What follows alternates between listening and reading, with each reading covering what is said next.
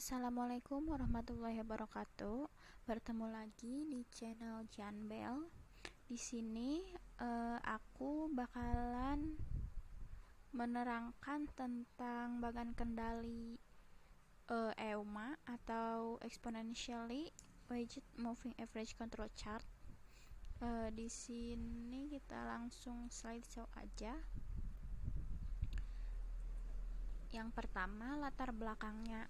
Di sini EUMA itu merupakan alternatif yang baik untuk mendeteksi pergeseran pada proses yang kecil dan digunakan dalam pemodelan deret waktu dan peramalan. Di sini jadi selain bagan kendali cusum yang sudah dijelaskan sebelumnya, salah satu bagan kendali yang dapat mendeteksi pergeseran proses yang kecil itu yaitu bagan kendali EUMA. Tapi biasanya bagan kendali EUMA ini digunakan dalam pemodelan data deret waktu dan untuk peramalan gitu. Nah, bagan kendali EUMA ini memberi bobot secara menurun sesuai dengan urutan datanya, sehingga data terbaru mendapat bobot yang paling besar, sementara data yang sudah lama mendapat bobot yang paling kecil. Di sini konsep dari EUMA itu sendiri pertama kali diperkenalkan oleh Roberts pada tahun 1959. Selanjutnya terdapat kekurangan dan kelebihan dari bagan kendali EUMA. Di sini yang pertama kelebihannya yaitu efektif mendeteksi pergeseran proses yang kecil. Selanjutnya dapat digunakan dengan ukuran sampel 1. Buat kekurangannya, bagan kendali EUMA ini memiliki perhitungan yang cukup rumit, bahkan lebih rumit dari bagan Shouhart. Terus selanjutnya untuk pergeseran proses yang besar tidak lebih baik dari bagan Shouhart. Selanjutnya yaitu ada formula dari EUMA. Di sini ZI sama dengan lambda dikali XI ditambah 1 dikurangi lambda dikali ZI min 1. Untuk I dari 1 sampai M subgrup atau waktu. Di sini keterangannya lambda yaitu nilai pembobot, di mana nilainya antara 0 sama dengan 1. Untuk M-nya yaitu subgrup atau waktu. Untuk Z0-nya yaitu nilai inisiasi. Di sini biasanya yang digunakan adalah nilai target mu atau nilai rataannya X bar. Nah, di sini ada contoh bagan kendali EUMA. Terus buat bagan kendali EUMA ini tidak seperti bagan kendali cusum. Dia itu mempunyai tiap amatannya dia mempunyai UCL sama LCL tersendiri. Jadi di sini untuk amatan pertama dia punya LCL sama UCL. Terus buat amatan yang kedua dia punya LCL sama UCL. Buat amatan ketiga juga dia punya LCL sama UCL gitu. Jadi buat semua amatan dia punya LCL sama UCL masing-masing. Nah, di sini dia kelihatannya udah stabil gitu. Kalau misalnya jadi makin amatannya tuh kalau misalnya makin seragam gitu UCL sama LCL-nya, kalau makin besar tuh dia biasanya. Nah, ini contoh bagan kendali EUMA yang tidak terkendali. Di sini dia tuh amatannya keluar dari nilai UCL-nya. Berarti si prosesnya itu enggak terkendali atau out of control. Nah, selanjutnya buat formula batas kendalinya yaitu yang pertama ada UCL. Di sini dapat dicari dengan cara mengoperasikan mu0 ditambah L dikali standar deviasi dikali akar lambda per 2 min lambda dikali 1 min lambda pangkat 2i. Di sini untuk L-nya itu lebar batas kendali dan untuk I-nya yaitu amatan ke berapa. Jadi contohnya untuk amatan pertama I-nya yaitu 1, Untuk amatan kedua I-nya 2, untuk amatan ketiga I-nya 3, dan seterusnya. Terus buat CL-nya yaitu mu 0-nya atau nilai targetnya atau nilai rataannya.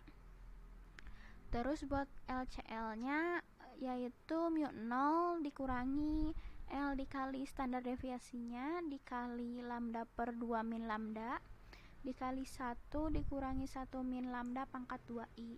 Sama di sini juga 2i-nya ya amatan keberapanya dia gitu. Kalau amatan pertama ya i-nya 1, untuk amatan keduanya dia i-nya 2, dan seterusnya. Di sini kita masuk ke contoh aja. Yang pertama yaitu sebuah perusahaan farmasi ingin membuat bagan kendali EUMA. Perusahaan tersebut menetapkan bobot obat dengan nilai target sebesar 10 gram. Nah, di sini 10 gram itu mu-nya ya, mu 0 atau nilai targetnya di sini tuh. Terus buat bagan kendali apabila lambdanya yaitu 0,1, L-nya atau lebar batas kendalinya 2,7 dan standar deviasinya yaitu 1. Nah, yang pertama ini ada data amatan detailnya gitu. Di sini ada sampelnya 30 ya, dari mulai X-nya 1, X-nya 2 sampai X-nya 30. Nah, di sini kita tahu bahwa untuk mencari ZI di sini tuh rumusnya lambda dikali XI ditambah 1 min lambda dikali ZI min 1 untuk I-nya 1, 2 sampai M subgrup atau urutan waktu. Nah, di sini untuk membuat bagan kendali EUMA caranya yaitu kita harus mencari semua nilai ZI dari subgrup 1 sampai subgrup ke M, atau di sini tuh subgrup 1, 2, 3 sampai subgrup ke 30, lalu kita plotkan gitu. Nah, buat ZI-nya kita hitung aja. Di sini ada Z1. Rumusnya berarti nanti lambda dikali XI, XI-nya yaitu X1 ditambah 1 minus lambda dikali ZI min 1. Nah, kita masukkan saja lambdanya 0,1, terus XI-nya yaitu kita dapat dari X1-nya 9,45 ditambah 1 minus lambdanya 0,1 dan ZI min 1-nya kita pakai nilai targetnya, yaitu udah diketahui nilai target sebelumnya yaitu 10 ya di slide sebelumnya. Nah, kita tinggal operasikan aja, jadi 0,1 dikali 9,45 ditambah 0,9 dikali 10. Jadi hasilnya 9,945 buat Z1-nya. Nah, di sini buat Z1-nya didapat 9,945. Nah, nanti si Z1 ini punya UCL sama LCL tersendiri gitu. Begitupun untuk Z2, Z3, Z4 sampai Z ke 30. Dia punya LCL sama UCL-nya masing-masing gitu. Di sini aku contohin selanjutnya yaitu buat Z2 dulu. Di sini kita masukin aja rumusnya sama. Lambdanya yaitu 0,1, terus si amatan keduanya atau X2-nya 7,99 dari sini ditambah 1 dikurangi lambdanya 0,1, terus sama ZI min 1. Berarti di sini Z sebelumnya yaitu Z1. Kita tinggal masukin aja 9,945 ke sini. Nah, lalu tinggal dioperasikan dan didapat 9,97495. Di sini buat Z2-nya. Nah, buat UCL sama LCL-nya juga dia punya sendiri gitu. Jadi Z2 itu punya UCL sama LCL tersendiri gitu. Beda lagi dari amatan 1. Amatan 1 punya UCL sama LCL, amatan kedua punya UCL sama LCL, amatan ketiga punya UCL sama LCL, dan seterusnya. Jadi tiap amatannya punya UCL sama LCL tersendiri.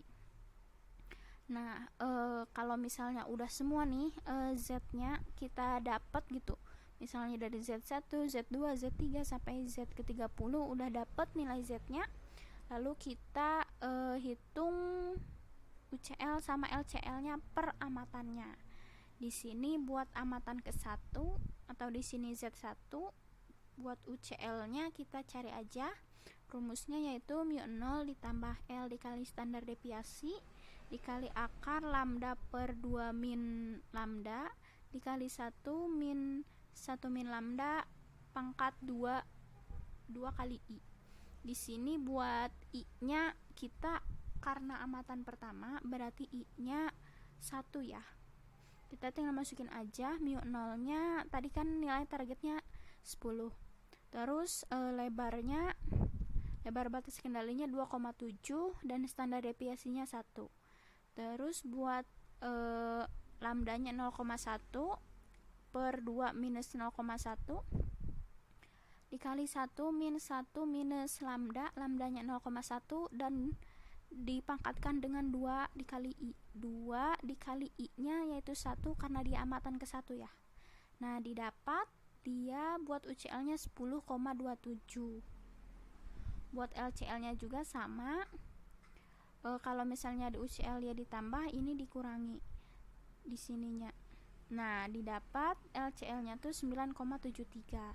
Jadi untuk amatan pertama dia tuh buat bagan kendalinya atau plotnya si Z1-nya dapat 9,945, buat UCL-nya 10,27 sama UCL-nya 10,27, LCL-nya 9,73. Nah, jadi tiap amatannya dia punya 3 nilai gitu. Jadi nilai UCL, LCL, dan nilai Z gitu. Nilai Z ke I-nya gitu atau ZI-nya. Nah, buat amatan kedua juga sama, dicari UCL sama LCL-nya. Cuma di sini kita ganti aja nilai I-nya. Nah, kita ganti nilai I-nya di sini karena dia amatan kedua, berarti I-nya jadi 2. Nanti kalau misalnya buat amatan ke 25 misalnya, berarti I-nya juga 25. Nah, dioperasikan didapat UCL-nya 10,36 dan LCL-nya 9,64.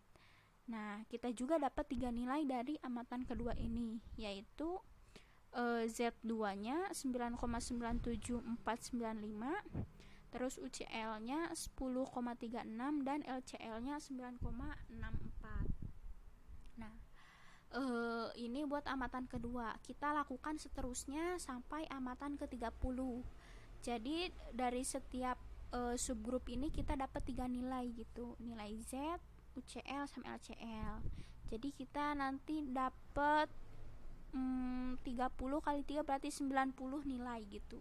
30 nilai ZI, 30 nilai UCL, dan 30 nilai LCL. Begitu.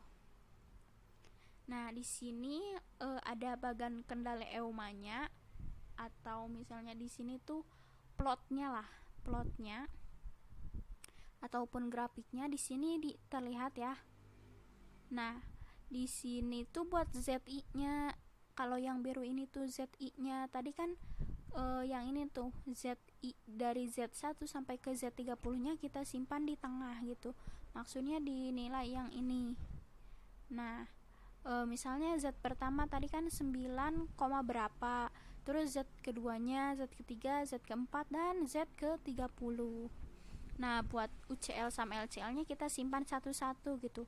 Misalnya tadi amatan ke 1 UCL nya ada 10, berapa sama LCL nya berapa. Terus buat amatan kedua ZI nya sekian dan LCL nya sekian dan UCL nya sekian. Jadi kita plot satu-satu gitu, sehingga UCL sama LCL nya dia nggak sama gitu, untuk setiap amatannya berbeda. Nah, namun untuk makin kesini kan dia kan relatif makin sama ya nilainya gitu. Nah, dari bagan kendali EUMA ini juga kita dapat lihat bahwa dia tuh terkendali prosesnya karena dia di dalam si LCL sama UCL-nya begitu. Nah, untuk selanjutnya aku bakalan mendemokan Minitab-nya ya. Oke, kita pindah dulu ke Minitab. Di sini aku udah punya datanya, data ke 1 sampai ke 30 yang tadi. Kita sampel ke 1 sampai 30 dan bobotnya. Di sini yang pertama kita pindahkan dulu seperti biasa datanya ke Minitab, lalu kita klik start, terus klik control chart, terus kita pilih time widget chart. Kalau kemarin kita pilih CUSUM yang ini, sekarang kita pilih yang EUMA. Tinggal klik terus di sini. Nah, di sini kita pilih bobot yang ini, terus select. Buat subgroup size-nya dia 1. Terus buat weight of EUMA-nya tadi atau lambda-nya kan 0,1, kita tulis aja 0,1. Buat labelnya kita kasih title atau kasih judul, misalnya bagan kendali EUMA. Oke. Nah, buat EUMA optionnya di sini meannya dia tadi kan diketahuin ya, meannya tuh 10 atau misalnya mu 0 mean tuh, atau nilai targetnya dia 10 sama standar deviasinya 1. Nah, oke, untuk yang ininya gak usah kita ubah-ubah, workshop, display sama storage dan lain-lainnya gak usah, tinggal klik OK aja, terus klik OK lagi.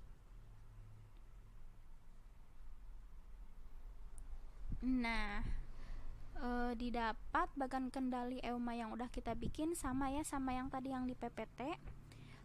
Dia prosesnya terkendali gitu, dia berada di dalam atau diapit oleh LCL sama UCL-nya, jadi dia belum keluar gitu, masih terkendali gitu, bukan belum keluar, enggak keluar gitu, jadi dia terkendali prosesnya. Oke, kita balik lagi ke PT.